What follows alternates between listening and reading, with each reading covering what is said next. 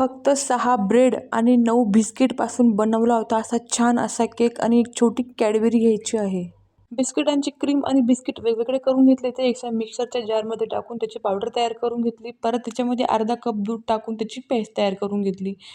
नंतर आपण जे 2 ब्रेड साईडला काढले, उरलेले 4 ब्रेडच्या असं ग्लासच्या किंवा वाटीच्या साहाय्याने असं त्याला गोल शेप द्यायचा आहे. नंतर 1 चम्मच शुगर, चम्मच पाणी टाकून शुगर सिरप तयार करून घेतला. नंतर एका ताटाला किंवा प्लेटला असं ते आपण चॉकलेटची पेस्ट लावायची घ्यायची आहे. नंतर त्याच्यावरती ब्रेड सेट करायचे आहेत. त्याच्यावरती शुगर सिरप लावून घ्यायचा आहे. जास्त पण लावायचा नाही, थोडाच लावायचा. नंतर आपण बिस्किटांची पेस्ट लावायची.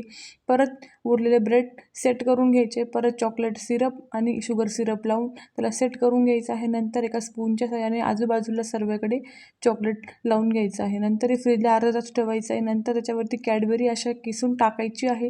नंतर उरलेल्या क्रीमचे असे बॉल बनवून त्याला डेकोरेट करायचं आहे आणि सर्व करायचं आहे.